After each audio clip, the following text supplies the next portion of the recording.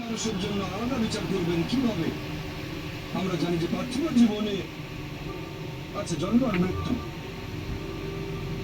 বিভিন্ন অসুখ হতে পারে, কেউ গরিব কেউ ধনী, এই সবই আসলে পরীক্ষা। আর আল্লাহ পবিত্র করলে বলেছেন সূরা আনফাল অধ্যায় নম্বর 8 আয়াত নম্বর 28, আল্লাহ বলেছেন যে সম্পদ আর সন্তান সন্ততি এগুলো তোমাদের জন্য পরীক্ষা। এরপর সূরা মুনাফিকুন অধ্যায় নম্বর 63 আয়াত নম্বর 9, যে তোমাদের সম্পদ আর সন্তান সন্ততি যেন তোমাদেরকে আল্লাহ তাআলার স্মরণে উদাসীন না করে। আল্লাহ তাআলা এক একজন মানুষকে একইভাবে পরীক্ষা করেন। আপনি যদি না কি কি আর ভালো কাজগুলো কি এভাবে নাস্তিক সম্প্রদায়ের মানুষ তখন বলবে ভালো কাজ হচ্ছে দান করা, নিজে সন্তুষ্ট থাকা। আরেকটা ভালো কাজের কথা বললে দান করার থাকবে। এখন একজন মানুষ পরোপকারী কি না সেটা আল্লাহ কিভাবে পরীক্ষা করবেন? কিন্তু সবার সম্পদ যদি সমান থাকে, পরীক্ষা নেওয়াটা তাহলে আসবে কিভাবে? পরীক্ষা তখনই নেওয়া যাবে যখন কেউ হবে ধনী আর কেউ হবে গরিব। তাই আল্লাহ তাআলা এক একজনকে এক একভাবে পরীক্ষা করেন।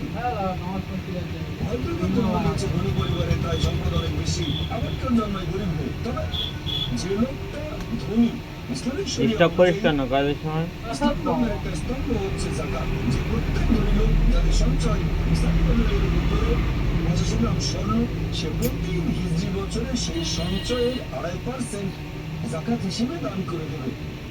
সেই লোক হতে পারে লাখপতি, হতে পারে কোটিপতি। যদি সে ঠিক মতো জাকাত দেয় তাহলে সে পাবে 5 নম্বর।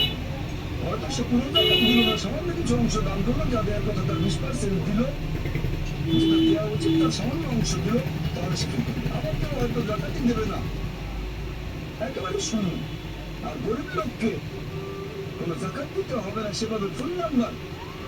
কিন্তু আমরা মানুষটা এভাবে বলি, আহা বেচারা লোকটা খুব গরিব, এই লোকটার জীবনে সব সমস্যা।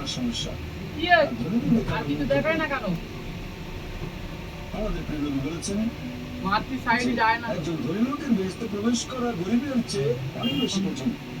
আর পবিত্র কোরআন বলছে সূরা আনফাল অধ্যায় নম্বর 8 আয়াত নম্বর 28, ধন সম্পদ তোমাদের জন্য পরীক্ষা, এটা পরীক্ষা। আমরা বোকা, তাই এইভাবে চিন্তা করি যে এই লোকটার অনেক টাকা, আল্লাহ অনেক রহমত দিয়েছেন, এটা একটা পরীক্ষা।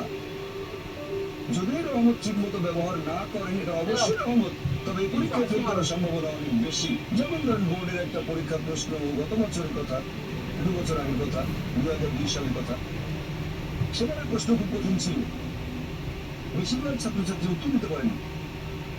পরের বছর সে প্রশ্নটা আসলো না, তখন এটা কোনো বোকামি, দুঃখ, এবার তো আসলো না, আপনি তো খুশি হবেন যে এবার আসেনি, তাহলে সম্পূর্ণ পরীক্ষা। তাদের জন্য ধনীদের তুলনায় বেহেশতে যাওয়াটা অনেক সহজ। আল্লাহ এক একজনকে এক একভাবে পরীক্ষা করেন।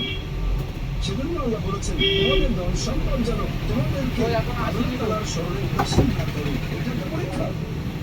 আরেকটা পরীক্ষা হচ্ছে সন্তুষ্টি, নিজে সন্তুষ্ট থাকা।